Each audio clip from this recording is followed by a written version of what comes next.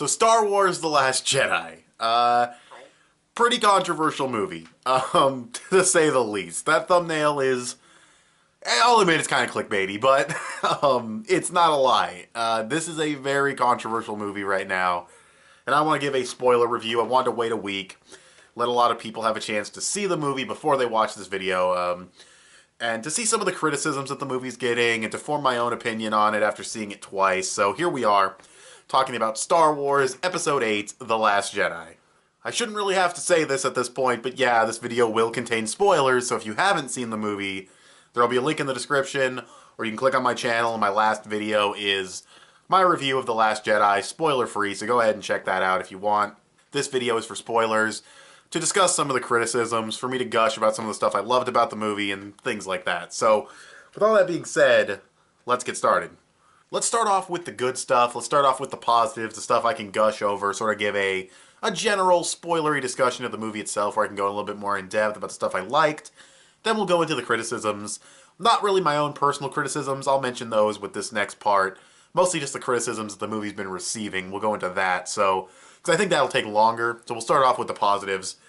Yoda. Going right for the throat on this one, Yoda.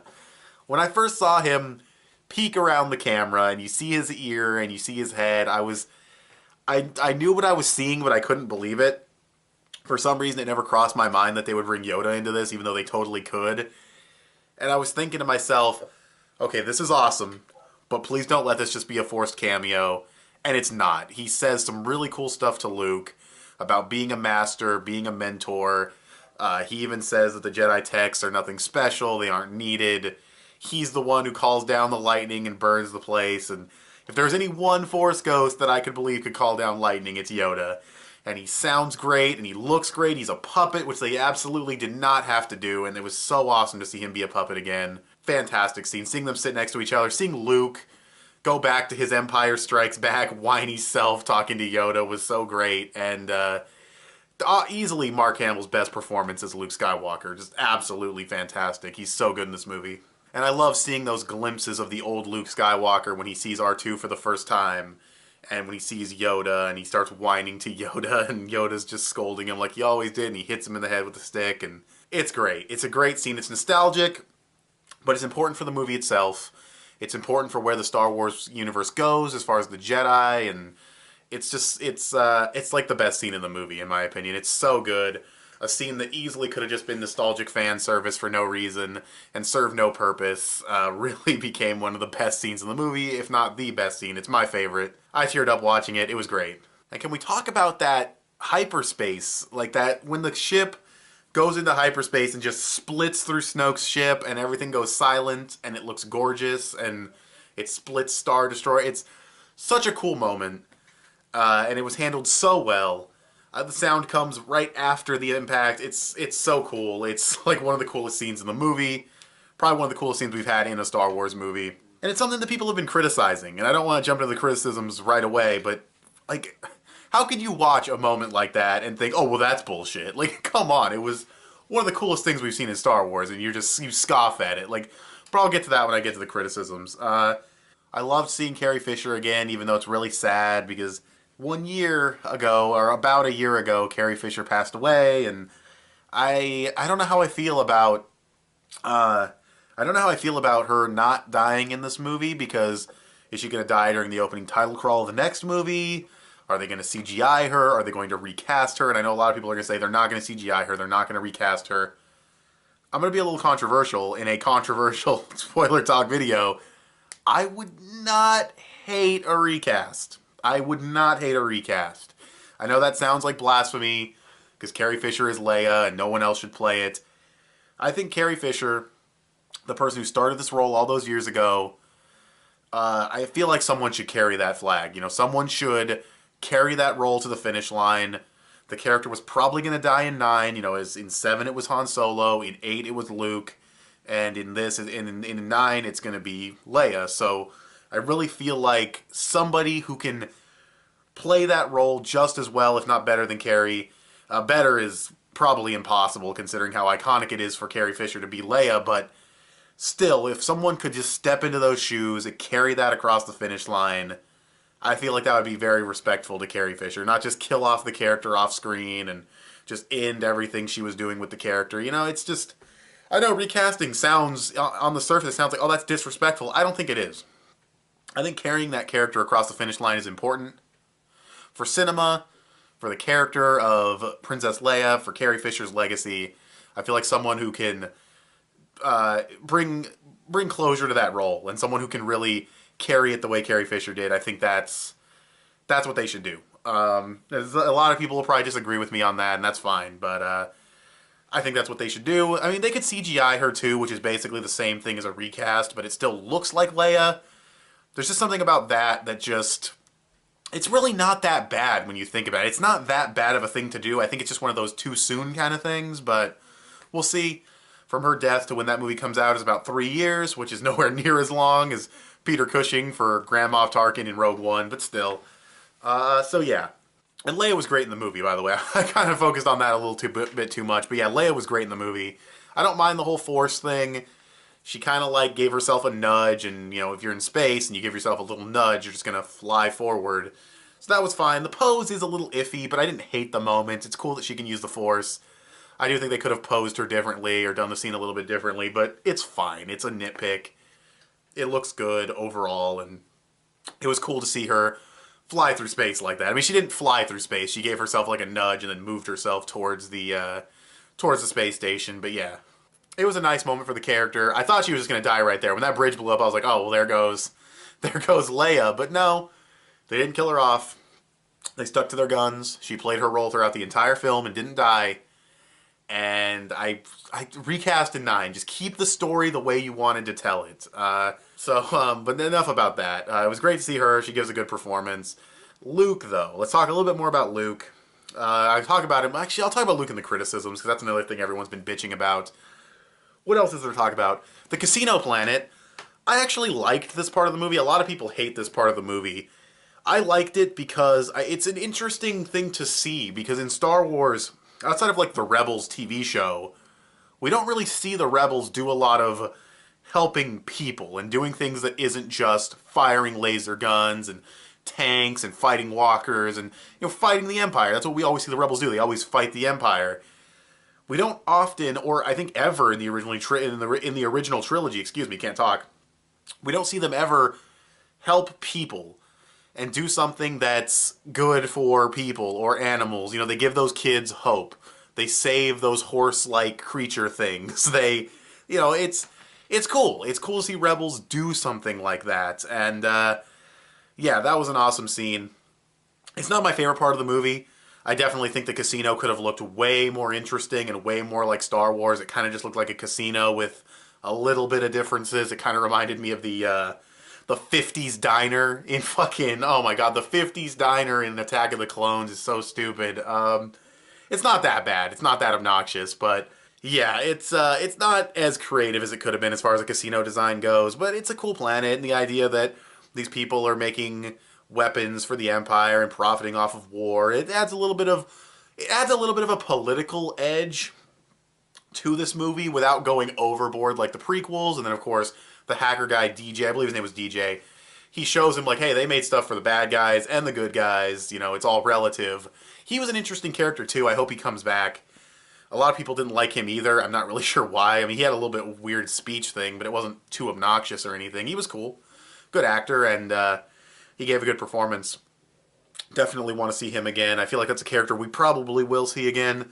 Speaking of new characters, we have Rose, which is kind of an odd Star Wars name, honestly. Like, Finn is kind of an odd Star Wars name too, but I think it's just weird enough, because you have Han Solo, and Luke. I mean, there's people named Luke. There's the actor Luke Evans, for one. But, you know, Luke Skywalker, Leia Organa, Obi-Wan Kenobi. A lot of Star Wars names are really silly, and then you just kind of have, like, Rose. Like, there's a dude named Poe Dameron, and you have Rose. That's kind of it's a total nitpick, but I thought the name could have been different. And that's that's not even a criticism. I'm just talking about her character, because there's really not much to say. I like her character. She's good. You know, she's a good addition. She's got a good personality. She works off of Finn well. There's no romance there. I know I'm not supposed to be going into criticism, but there's no romance. Like, everyone's saying, oh, the shoehorned romance in the movie. She was a fangirl of Finn, and Finn was acting brave and being a rebel, and that probably made her turn from a fangirl to someone who has a liking for him. And she decided to slip him a kiss at the end of the movie. And I really don't like Finn wasn't he didn't reciprocate that kiss. It kind of shocked him. You could see the look on his face. He was like, "Whoa, that just happened." So it wasn't a romance. It was just her being a fangirl of Finn, turning into something more for her, and then giving him a kiss. It really isn't like this romance that was shoehorned into the movie. I didn't. Whatever. People are stupid. You know what? Let's just segue into the criticisms. There's really not much else to say. I talked about the Casino Planet. I talked about Luke and Yoda and all these characters. I mean, I haven't talked about Luke too much. I want to get to the criticisms for that. But yeah, it's a great movie. I loved it. There are some things that are a little weird, like dropping bombs in space, or I think the Empire was arcing their lasers in space, and that's kind of weird because, you know, gravity and all that not being a thing, and, you know, no wind resistance or anything in space. So yeah, I don't know how that works. I'm pretty sure a Super Star Destroyer nosedived into the Death Star in Return of the Jedi, so space is not super consistent in Star Wars anyway, but yeah, it was a little weird to see stuff like that. And Holdo. Holdo and her just, like, not telling... I get it, like, I get that Poe is, like, the guy who just got a bunch of people killed. He's a hothead, he's a flyboy, all that stuff she called him. I get why you would tell him to just go off and, like, just follow your orders and not worry about the plan. But when it gets to the point where he's like, okay, what is the plan? You need to tell us what the plan is. And she still doesn't, and he has to look at the monitor, and he sees they're loading the transports, and he's thinking, oh shit, the transports are defenseless, we're just gonna get shot. She still doesn't explain the plan. It's stupid. It doesn't ruin the movie for me, but it really is stupid that it really is stupid that we have this character that could so easily stop this mutiny from happening. Once the mutiny is happening, she could explain what the real plan is. But no, she kicks the steam pipe, and it's stupid. It's forced tension. It's not great, but no pun intended on the forced tension thing. It's not that bad, though. It doesn't kill the entire movie for me. It's just a stupid decision to create tension and give Poe Dameron something to do. No Star Wars movie is perfect. No movie is perfect. I can accept that it has that problem. It doesn't lower the score for me enough to drop it out of an 11 out of 10. It's still an 11 out of 10 movie. I absolutely loved it. It made me feel things. I teared up like 3 times. It's fantastic. It's one of those movies where, despite the flaws, it gives me that feeling that's like, yeah, that's an 11 out of 10. That's a movie that I will watch again and again and love despite its flaws, even after watching it twice. And then I guess the last thing to talk about is Snoke. Snoke, yeah, a little bit wasted. I've seen people compare him to the Emperor. They've said, you know, well, he had about as much screen time as the Emperor did in Revenge of the Sith and Empire Strikes Back, and that's true. He did have about the same amount of screen time, but you're trying to say the Emperor is like, oh, who's this guy? He's the Emperor. It's the Empire. They have an Emperor. I mean, that's the thing about Snoke. The Emperor makes sense in context because the Empire would have an Emperor. It's not Vader. Vader was taking orders from Grand Moff Tarkin, and Tarkin wasn't the Emperor. Obviously, they have a head honcho. They have an Emperor. That makes sense. We see him in Return of the Jedi. He's cool. He serves his purpose. He dies. Snoke comes out of absolutely nowhere. Luke knows him. Leia knows him. Han knows him. Everyone knows this guy. He turned Kylo Ren to the dark side, or Ben Solo, whatever. Luke was like, he's already gotten to him. The darkness is already in Ben. I can't save him. And it's like, who the fuck is Snoke? He has this face with all these scars. Like, he's been through some shit. And we don't find out who he was or how he became a Sith. And maybe there'll be a book. Or maybe they'll make a prequel movie to these movies because they want to make Star Wars movies till the end of time. Maybe they'll make a prequel movie or a prequel trilogy. Please don't do another prequel trilogy. Not saying it's going to be bad. It's just we don't need an entire trilogy. We probably just need one movie showing Snoke and Kylo Ren and how that all happened and how he turned to the dark side. Because the Emperor, like I said, the Emperor in context makes sense because you need an Emperor for the Empire. With Snoke, it's just this kind of like a clone of the Emperor, not an actual clone, but you know what I mean? He's like basically the Emperor again. Fucked up face, shoots the Force lightning, really powerful in the dark side. Even the throne room scene in this movie is very similar to the throne room scene from Return of the Jedi. But he just comes out of like, who was this guy? He dies and it's like, where did you even come from? So, yeah, that's a problem. But, again, like with the Emperor, we could get more movies later that explain his origin, explain where he came from, because we got that in the prequels. And we got characterization for him in the prequels. And even though you don't need the prequels, I think he still makes sense in context. We could get that for Snoke in the future. We'll have to wait and see. And it is another problem with the movie, but I still like how the scene plays out. I like how Kylo kills him. I like how it segues into the lightsaber team-up fight against the Praetorian Guard, whatever the fuck they're called. More stupid Star Wars names. So yeah, and that's a cool fight scene. I love that.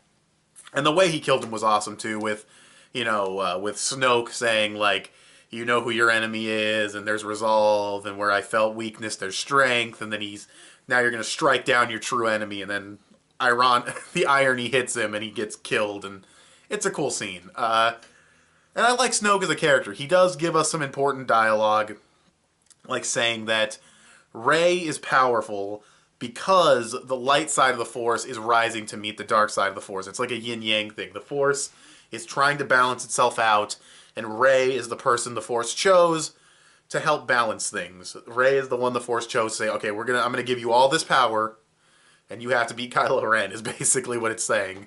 And I'm fine with that. I would prefer if Rey wasn't just overpowered and she had to work for it more, because I think she'd be a little bit more of a relatable character. But I don't think she's perfect. I don't think she's flawless. In this movie, she made the mistake of thinking she could turn Kylo Ren. Snoke tricked her, manhandled her, held her around the sky, hit her in the head with a lightsaber, held her to the ground. Kylo Ren, she was at the mercy of Kylo Ren. That's not a Mary Sue. That just isn't. This entire scene shows that this character could have died if Kylo Ren had not turned on Snoke in that moment. So, yeah, not a Mary Sue. Very powerful. Definitely could say she's OP, but not a Mary Sue. Definitely not.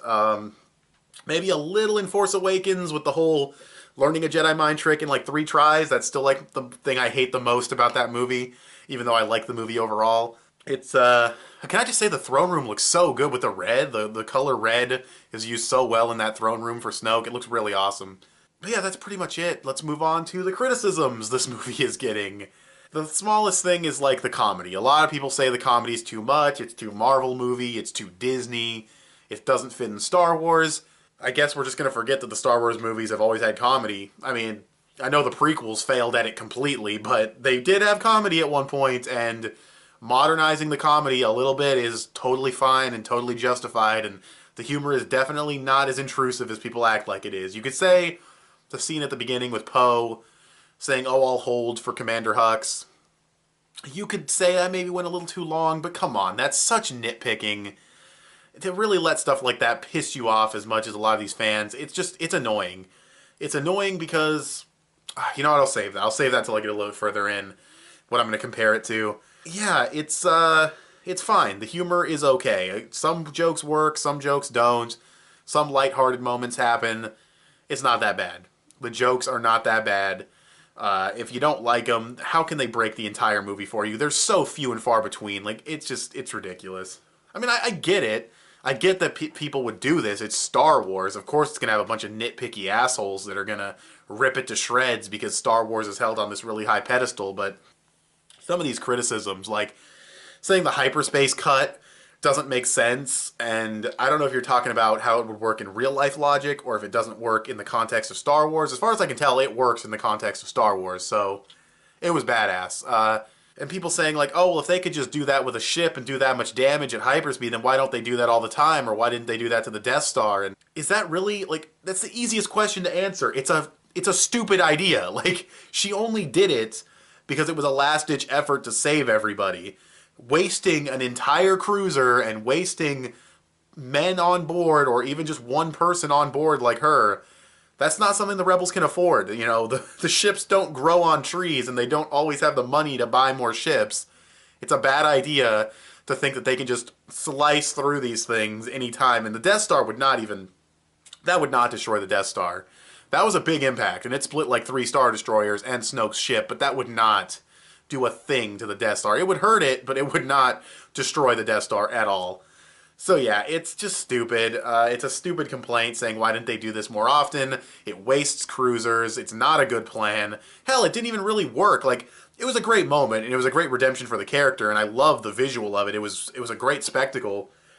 But at the end of the day, the Empire still brought down like 10 walkers to the base, and they would have been destroyed if Luke hadn't shown up. Like, it still didn't really amount to much. So yeah, it's not a good plan. It was a last-ditch sacrifice. You know, it's stupid to say that they should do this more often. It makes no sense to do it more often. That's a stupid complaint. Another complaint is the casino planet, but I've already talked about why I like that scene, so I'm not going to go into that. If you don't like it, that's fine, it's your opinion. In fact, if you don't like any of this stuff, it's fine, it's your opinion. I'm just going to criticize your opinions, I guess. I don't know how to word it. I'm just going to sort of debunk them, I guess. If it's still your opinion, that's fine. Everyone has their opinions. You don't have to agree with me. I just think some of these criticisms don't hold weight, and I want to address that.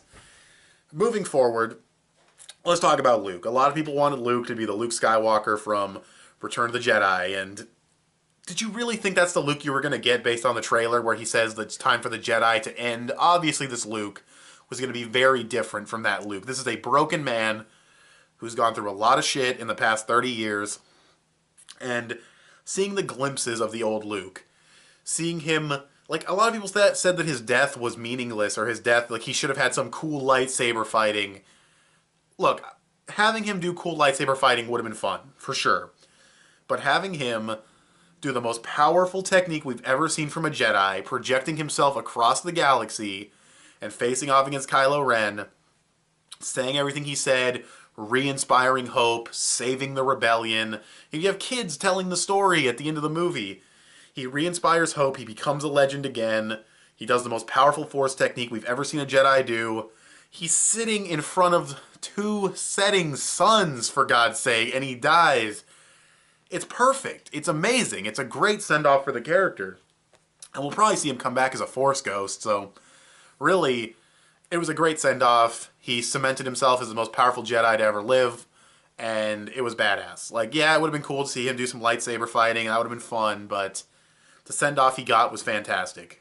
And you could argue that some kid who watched the prequels first and saw Obi-Wan Kenobi, and Obi-Wan Kenobi was his favorite character, and then he watched A New Hope, he might say the same thing, like, oh, I wish Obi-Wan had done more sword fighting. He barely fought Vader. It was like a little cheap fight, and then he let himself die. Like, come on. Like, you gotta look at it from different perspectives. You know, from certain point of views, as Obi-Wan would say. I think what they did with Luke was fantastic. His character was great. Like I said, seeing the glimpses of his old self in there was awesome. Again, Mark Hamill's best performance as the character. He was funny. He was tragic. Great performance. Loved it. So yeah, I love what they did with Luke. I like the casino planet. Love the hyperspace split. Love the Yoda scene. What else is another complaint that this movie has? I'm trying to think. I've seen a complaint that this movie is like, it's a ripoff of Empire Strikes Back and Return of the Jedi, which could not be further from the truth. The criticism I saw was, basically they said like, oh, Rey goes to a, uncharted planet or some other planet no one's ever heard of to train with an exiled master. And then Luke does the same thing. He goes to Dagobah to train with an exiled master. And then it's like, oh, Rose and Finn have to go to this place to turn off the the tracker chip. They have to find a hacker to turn off the tracking chip in Snoke's ship to save the rebellion. And Han and Leia have to go down to Endor to turn off the shield generator. And it's all these comparisons between Return of the Jedi and Empire, and it's like, you're completely forgetting that Luke is completely different from Yoda. Their training is completely different. Rey is not Luke. She's nowhere near as much of a whiner as Luke was, so she picks up on things way easier than he did. Then you have fucking the whole Rose and Finn thing. That's the stupidest comparison. Yeah, 2 characters have to go to a place to turn something off to help their allies. That's like every fucking movie ever made. Like, if you're gonna be that vague about it, Endor is nothing like the casino planet. The Ewoks are there. They have this big fight with the Empire. In The Last Jedi, they race these horse things out and stampede through the casino. It's completely different. Even the end goal of turning off the shield generator and finding this hacker and bringing him to Snoke's ship and disguising themselves. That's nothing anywhere remotely close to fucking Endor. It's nothing like Endor at all. To compare those things is ridiculous, and I only saw one person make this comparison, to be fair.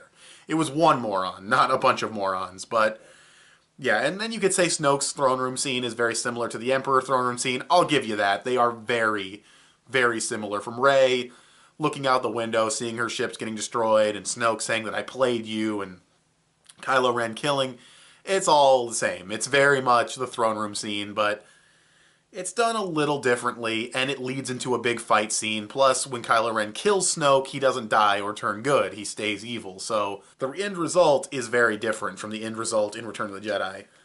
I think the best way to describe how this movie matches Empire and matches Return of the Jedi is it doesn't copy from them, it rhymes with them. You have a dark cave scene with Rey, like the dark cave scene with Luke, but it's not the same thing. It rhymes with it.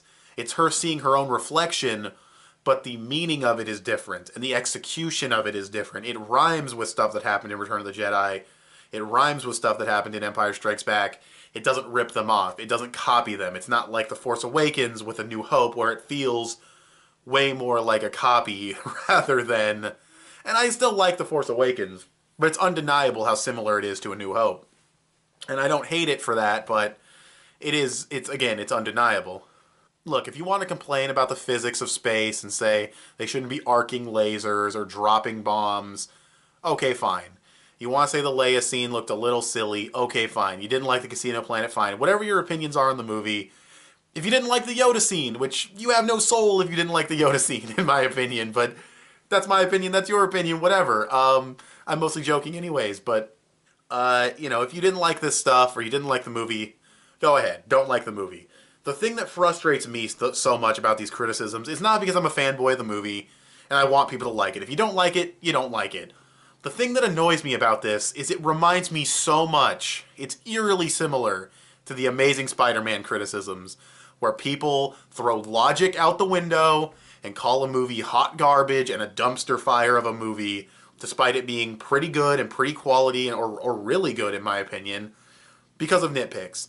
Because they want to throw logic out the window and just say, well, why can't you just cut through ships all the time with hyperspeed? Without using the common sense of, oh wait, that wastes a ship, kills a pilot, and it doesn't amount to anything in the movie. Like, not using the context of the movie, not listening to lines of dialogue in the movie, like Raise a Mary Sue, even though the Force is what's doing it and it has nothing to do with her. Even her parent, and people complained about her parental lineage. Why do you want her to be a Skywalker? Why do you want her to be a Kenobi? Why does the Star Wars universe have to feel so small and always focus on the same families and the same people? Why can't someone who came from nothing be who the Force chooses to become powerful and chooses to become the opposite of Kylo Ren, the yin to his yang, or whatever, whichever one's the dark side. I don't know yin and yang, but I don't understand why that's a problem. They subverted it. They built it up like Rey wants to know who her parents were. They had to have left her for a reason. They have to be somebody important. They had to go do something and they'll come back for her. And she looks for parents in Han Solo. She looks for parents in Luke Skywalker.